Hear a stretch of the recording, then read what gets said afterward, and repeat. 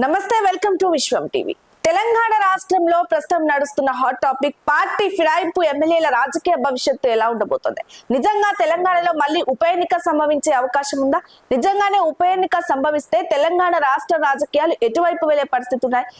2023 సాధారణ ఎన్నికల తర్వాత బీఆర్ఎస్ పార్టీ గుర్తుపై గెలిచిన ఎమ్మెల్యేలు పార్టీ ఫిరాయింపు చేశారు. దీనికి సంబంధించి అధికార కాంగ్రెస్ పార్టీలోకి టచ్ లోకి వెళ్లడంతో ఎమ్మెల్యేలు పార్టీ ఫిరాయించేందుకు ప్రయత్నించారంటూ కూడా బీఆర్ఎస్ కి సంబంధించినటువంటి ముఖ్య నేతలు అంటే ఎమ్మెల్యే పాడి కౌశిక్ రెడ్డితో పాటు కుత్బుల్లాపూర్ ఎమ్మెల్యే కేపీ వివేకానంద్ తో పాటు BRS working president KTR supreme కోర్టులో పిటిషన్ దాఖలు చేశారు. మరి దీనికి సంబంధించి పిటిషన్ విచారణకు హాజరవుతూ వస్తోంది. మరి ఈ నేపథ్యంలో సుప్రీం కోర్టు ఎటువంటి నిర్ణయం తీసుకుంది అనేది మాత్రం చూద్దాం. ముందుగా బీఆర్ఎస్ గుర్తుపై గెలిచి కాంగ్రెస్ కి పార్టీ ఫిరాయించడం అంటే కాంగ్రెస్ నాయకులతో కలవడము, కాంగ్రెస్ సమావేశంలో పాల్గొనడము, కాంగ్రెస్ ముఖ్య సమావేశంలో పాల్గొనడం లాంటి కార్యక్రమాలకి పాల్పడినటువంటి కొంతమంది అంటే 10 మంది ఎమ్మెల్యేలు బీఆర్ఎస్ నుంచి కాంగ్రెస్ కి వెళ్లే ప్రయత్నం కూడా జరిగాయి. మరి దీనికి సంబంధించి ఎవరెవరు ఆ ఎమ్మెల్యేలు అనేది మాత్రం 10 మంది ఎమ్మెల్యేలు ఉన్నారు మన తెలంగాణ రాష్ట్రం నుంచి చూద్దాము. ముందుగా ఖైరతాబాద్ ఎమ్మెల్యే దానం నాగేంద్ర అంటే వరుసగా ఇంతకు ముందు బీఆర్ఎస్ పార్టీలో ఉంటూ వచ్చారు. బీఆర్ఎస్ పార్టీలోనే ఆయన గతంలో కూడా ఎమ్మెల్యేగా కూడా ఎన్నికైనప్పటికీ 2023 ఎన్నికల తర్వాత ఆయన అధికార కాంగ్రెస్ పార్టీకి ఫిరాయింపు చేశారంటూ కూడా బీఆర్ఎస్ ఆరోపిస్తోంది. మరోవైపు ఆయన కాంగ్రెస్ ముఖ్య నాయకులతో కలవడము, సీఎం తో కూడా సమావేశాల్లో పాల్గొనడము, కాంగ్రెస్ కి సంబంధించినటువంటి గ్యాదరింగ్స్ లలో కావచ్చు, మీటింగ్లలో కావచ్చు దానం నాగేందర్ పాల్పంచుకోవడము, ఆయన పార్టీ ఫిరాయింపుకు ప్రయత్నం చేశారంటూ కూడా సంబంధించిన ఆధారాలను కూడా సుప్రీం కోర్టుకు సబ్మిట్ చేసింది బీఆర్ఎస్ కి సంబంధించిన పిటిషనర్లు. మరోవైపు గద్వాల ఎమ్మెల్యే బండ్ల కృష్ణమోహన్ రెడ్డి అక్కడ బీఆర్ఎస్ టికెట్ మీద గెలిచారు. ఇంతకు ముందు కూడా ఆయన గద్వాల ఎమ్మెల్యేగా ఉన్నారు. బీఆర్ఎస్ పార్టీ గుర్తుపై గెలిచి కూడా బీఫామ్ పైన గెలిచి కూడా ఆయన కాంగ్రెస్ పార్టీలో అంటే కాంగ్రెస్ పార్టీ కండువా కప్పుకోకపోయినప్పటికీ ప్రత్యక్షంగా కాంగ్రెస్ కి సంబంధించినటువంటి నాయకులతో కలిసి తిరగడంతో ఆయన పార్టీ ఫిరాయింపు చేశారు అంటూ కూడా బీఆర్ఎస్ ఆరోపిస్తుంది. అటు మరోవైపు చూద్దాము, స్టేషన్ గన్పూర్ నుంచి ఎమ్మెల్యే కడియం శ్రీహరి ఉన్నారు. ఆయన ఇంతకు ముందే కేసీఆర్ ప్రభుత్వంలో ఉప ముఖ్యమంత్రిగా కూడా పనిచేసి ఉన్నారు. ఎస్సీ వర్గానికి చెందిన నాయకుడు ఆయన కూడా ప్రస్తుతం ఆయన కుమార్తె రాజకీయ భవిష్యత్తు కోసము ఏదైతే కడియం కావ్య ప్రస్తుతం ఎంపీగా ఉన్నారు కాబట్టి ఆమె రాజకీయ భవిష్యత్తు కోసము కాంగ్రెస్ పార్టీలో ఆయన ఫిరాయింపు చేశారంటూ కూడా బీఆర్ఎస్ పిటిషన్ ఆరోపిస్తున్నారు. మరోవైపు భద్రాచలం నుంచి మొదటిసారిగా ఎమ్మెల్యేగా ఎన్నికైనటువంటి ఎమ్మెల్యే డాక్టర్ తెల్లం వెంకట్రావు కూడా బీఆర్ఎస్ అంటే మనం భద్రాచలంలో చూసుకుంటే ఉమ్మడి ఖమ్మం జిల్లా మొత్తం కూడా కాంగ్రెస్ ఉన్నటువంటి పరిస్థితి. అక్కడ ఒక్కటి కూడా బీఆర్ఎస్ సీట్ రాలేదు. ఒకటి బీఆర్ఎస్ నుంచి గెలిచిన సీట్ ఉంది. అదే భద్రాచలం నుంచి డాక్టర్ తెల్లం వెంకట్రావు ఆయన కూడా కాంగ్రెస్ అక్కడ ఉన్నటువంటి స్థానిక మంత్రి పొంగులేటి శ్రీనివాస్ రెడ్డికి టచ్ లోకి వెళ్లడము, ఆయన కూడా కాంగ్రెస్ పార్టీలో చేరే ప్రయత్నాలు చేసినట్టుగా కూడా బీఆర్ఎస్ కి సంబంధించినటువంటి పిటిషనర్లు పాడి Kaushik Reddy, KP Vivekanand, BRS working president KTR కూడా పిటిషన్ లో ఆరోపించారు. మరోవైపు చూద్దాము, ఇక్కడ పటాన్ చెరుకు సంబంధించినటువంటి ఎమ్మెల్యే ఉన్నారు గూడెం మహిపాల్ రెడ్డి. ఆయన కూడా ఇంతకు ముందు పటాన్ చెరులో బీఆర్ఎస్ బీఫామ్ మీదనే గెలవడం జరిగింది. ఆ తర్వాత 2023 సాధారణ ఎన్నికల్లో కాంగ్రెస్ పార్టీ అధికారంలోకి వచ్చిన వెంటనే ఆయన పార్టీ ఫిరాయింపుకి పాల్పడ్డారు ఎమ్మెల్యే గూడెం మహిపాల్ రెడ్డి. ఇక్కడ మనం కింద చూస్తున్నాము, చేవెళ్ల ఎమ్మెల్యే కాళే యాదయ్య ఇంతకు ముందు కూడా ఆయన బీఆర్ఎస్ నుంచి ఎమ్మెల్యేగా ఉన్నారు. కాంగ్రెస్ పార్టీ అధికారంలోకి రాగానే పార్టీ వర్గాలకి టచ్ లోకి వెళ్లడము, ఆయన పార్టీ ఫిరాయింపులకి పాల్పడ్డారంటూ కూడా ఆరోపణలు ఉన్నాయి.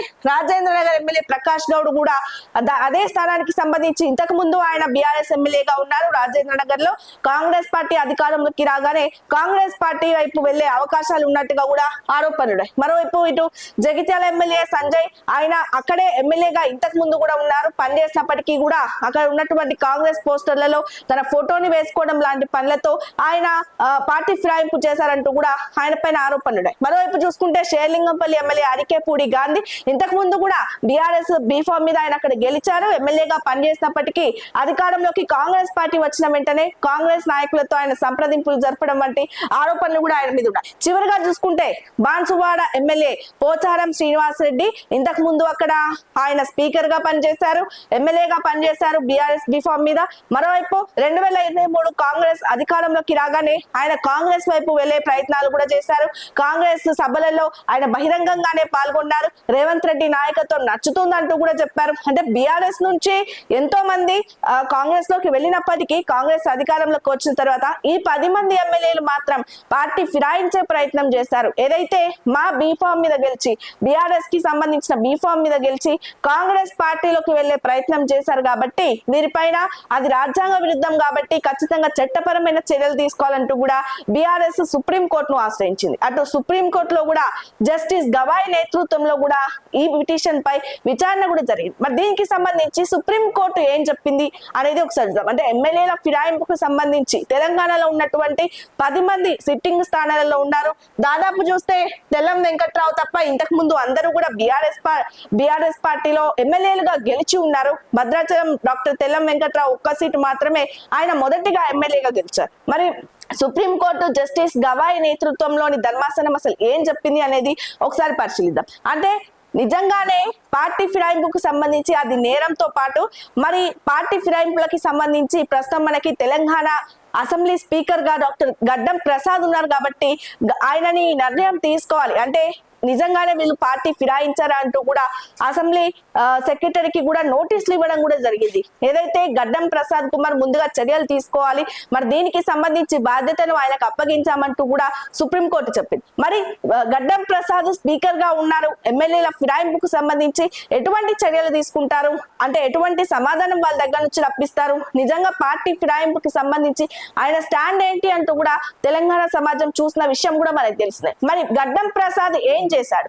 నిజంగానే పార్టీ ఫిరాయించిన 10 మంది ఎమ్మెల్యేలపై ఆయన వేటు వేసే అవకాశం ఉందా అంటే మాత్రము నవంబర్ 17 వరకు చూడాల్సిన అవసరం ఉంది. ఇప్పటికే పార్టీ ఫిరాయింపులకి సంబంధించి చర్యలు తీసుకోండి అంటూ కూడా స్పీకర్ గడ్డం ప్రసాద్ కి కూడా సుప్రీంకోర్టు నోటీసులు జారీ చేసిన విషయంలో ఆయన అందరు ఎమ్మెల్యేలకు కూడా నోటీసులు ఇవ్వడం జరిగింది. అంటే నిజంగానే పార్టీ ఫిరాయింపు గల కారణాలేంటి, హాజరవ్వండి, సమాధానం చెప్పండి నా ముందు అంటూ కూడా అసెంబ్లీ కార్యదర్శి ఈ 10 మంది ఎమ్మెల్యేలకు కూడా నోటీసులు అందించారు. నోటీసులు అందించినప్పటికీ కూడా ఇందులో కొంతమంది ఎమ్మెల్యేలు మాత్రమే స్పందించినట్లుగా చూస్తున్నాం. అంటే మరి కొంతమంది పార్టీ ఫిరాయింపుకు సంబంధించి స్పీకర్ కి కూడా ఎటువంటి సమాధానం చెప్పలేని పరిస్థితి, స్పీకర్ ముందు హాజరు కాలేని పరిస్థితి. దీంతో మళ్ళీ బీఆర్ఎస్ బృందం సుప్రీంకోర్టును ఆశ్రయించింది. నిజంగానే స్పీకర్ ఎటువంటి చర్యలు తీసుకోవడం లేదు అంటూ చెప్పింది. మరి ఎటువంటి చర్యలు తీసుకోవడం లేదు అనేది నవంబర్ 17లోగా ఖచ్చితంగా ఏదైనా చర్య తీసుకోవాలి, పార్టీ ఫిరాయింపుకు సంబంధించి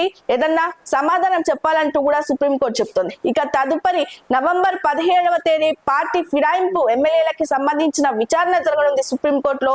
మరి జస్టిస్ బిఆర్ గవాయ్ నేతృత్వంలోని బృందం ఈ పార్టీ ఫిరాయింపుకి సంబంధించి, అంటే పార్టీ ఫిరాయింపుకి సంబంధించి రాజ్యాంగ విరుద్ధంగానే పార్టీ ఫిరాయింపు ఉంది అంటూ కూడా బీఆర్ఎస్ నేతలు ఆరోపిస్తున్నారు. కాబట్టి నవంబర్ 17వ రోజు ఈ పిటిషన్ విచారణకు రానుంది.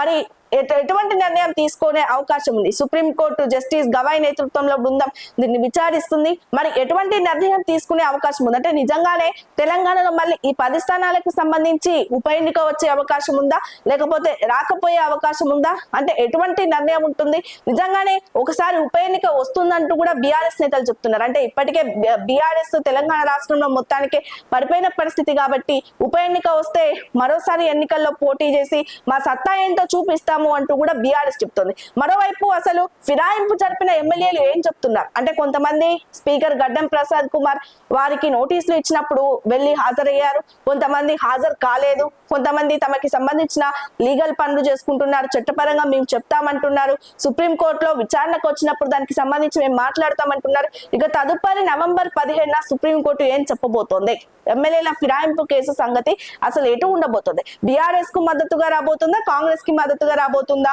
నిజంగానే సుప్రీంకోర్టు ఎటువంటి తీర్పునిస్తుందో చూడాలి. ఇప్పుడు ఈ 10 మంది పార్టీ ఫిరాయించిన ఎమ్మెల్యేలకు సంబంధించి, అంటే కొంతమంది ఎమ్మెల్యేలు ఇందులో ప్రత్యక్షంగా కండువా కప్పుకోపోయినా గానీ కాంగ్రెస్ సమావేశాల్లో పాల్గొనడము, కాంగ్రెస్ ముఖ్య నేతలతో సమావేశాలు ఏర్పాట్లు చేసుకోవడము, కలవడము లాంటి పాయింట్స్ ని బేస్ చేసుకొని పార్టీ ఫిరాయింపు అని చెప్తున్నారు. కానీ 2 స్థానాలకి సంబంధించిన, అంటే 2 ఎమ్మెల్యేలు మాత్రము మేము పార్టీ ఫిరాయించామంటూ కూడా స్పష్టంగా చెప్తున్నారు. మరి దీనికి సంబంధించి ఖైరతాబాద్ ఎమ్మెల్యే దానం నాగేందర్ ప్రత్యక్షంగానే సికింద్రాబాద్ లోక్సభ స్థానం నుంచి ఎంపీకి పోటీ చేశారు కాబట్టి, ఆయన కాంగ్రెస్ టికెట్ మీదే పోటీ చేశారు కాబట్టి ఆయన పార్టీ మారని ఇక్కడ స్పష్టంగా అర్థమవుతుంది. అంటే జరిగిన ఎంపీ ఎలక్షన్స్ లో లో ఖైరతాబాద్ ఎమ్మెల్యే దానం నాగేందర్ పార్టీ ఫిరాయించినట్లు ఒప్పుకున్నట్లే. అంటే ఎంపీ ఎలక్షన్స్ లో ఆయన స్వయంగా కాంగ్రెస్ టికెట్ మీద పోటీ చేశారు కాబట్టి ఖైరతాబాద్ ఎమ్మెల్యే దానం నాగేందర్ పార్టీ ఫిరాయించిన విషయం ఇక్కడ ఖరారు అవుతుంది. మరోవైపు చూసుకుంటే మరో ఎమ్మెల్యే స్టేషన్ గన్పూర్ నుంచి కడియం శ్రీహరి తాను పార్టీ ఫిరాయించినట్టు కూడా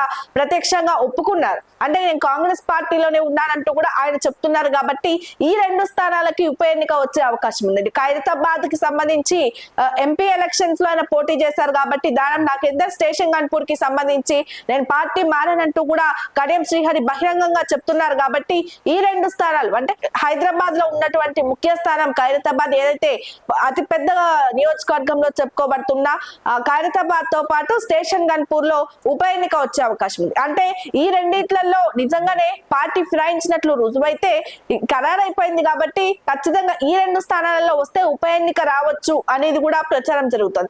ఈ నేపథ్యంలో ఈ 2 స్థానాల్లో ఉప ఎన్నిక వచ్చినా గానీ కాంగ్రెస్ పార్టీ సత్తా చాటే విధంగా ఇప్పటికే వ్యూహాలను కూడా రచించుకుంటుంది. అంటే వీళ్ళనే అభ్యర్థులుగా పెట్టి కాంగ్రెస్ పార్టీ నుంచి వీరినే గెలిపించుకుంటాము అనే ప్రయత్నంలో కాంగ్రెస్ ఉంది. ఇక మరోవైపు చూస్తే పార్టీ ఫిరాయింపులకి సంబంధించి అంటే ఇప్పుడు తెలంగాణలోనే కాదు వేరే రాష్ట్రాలలో కూడా పార్టీకి ఫిరాయించినటువంటి అభ్యర్థులు ఎమ్మెల్యేలు ఉంటారు కాబట్టి వాటికి సంబంధించి స్పీకర్ ఎటువంటి నిర్ణయం తీసుకున్నారు అనేది ఒకసారి చూద్దాం. అంటే మొన్న పశ్చిమ బెంగాల్లో జరిగిన ఎన్నికల్లో బీజేపీ ఎమ్మెల్యే టీఎంసీ పార్టీలో చేరారు. దానికి సంబంధించి కూడా సుప్రీంకోర్టు ఏదైతే స్పీకర్ నిర్ణయం తీసుకోవాలంటూ కూడా చెప్పారు. పార్టీ ఫిరాయింపుకి సంబంధించి బీజేపీ ఎమ్మెల్యేని కూడా సస్పెండ్ చేశాడు స్పీకర్. మరి సస్పెండ్ చేస్తూ చర్యలు తీసుకున్నారు కాబట్టి నిజంగానే ఇక్కడ స్పీకర్ గడ్డం ప్రసాద్ ఇప్పటికే ఎమ్మెల్యేల ఫిరాయింపుకి సంబంధించి విచారణ చేస్తున్నారు. విచారణ కొనసాగుతుంది.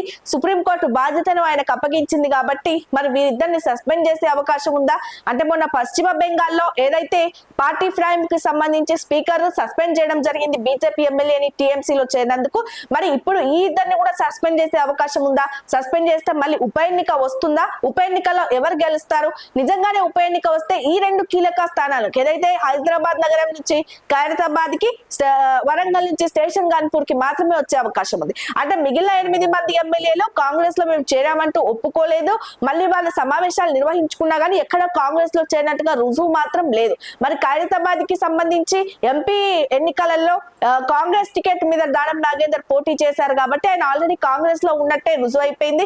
నేను కాంగ్రెస్ లోనే ఉన్నాను, కాంగ్రెస్ పార్టీతోనే పనిచేస్తాను అంటూ తన కూతురు రాజకీయ భవిష్యత్తు కోసం ఎంపీ టికెట్ ఇప్పించుకొని కూడా గెలిపించుకున్నారు కడియం శ్రీహరి. నేను కాంగ్రెస్ పార్టీలోనే ఉన్నానని ఆయన కూడా బహిరంగంగా చెప్తున్నారు. కాబట్టి ఈ 2 స్థానాలకి నిజంగానే సస్పెండ్ అయితే పశ్చిమ బెంగాల్లో జరిగినటువంటి విషయం ఇక్కడ కూడా రిపీట్ అయితే మరి ఉప ఎన్నిక వస్తుందా? వస్తే ఎవరు గెలుస్తారు? ఏ పార్టీ నెగ్గుకుంటుంది అనేది మాత్రం చూడాలి.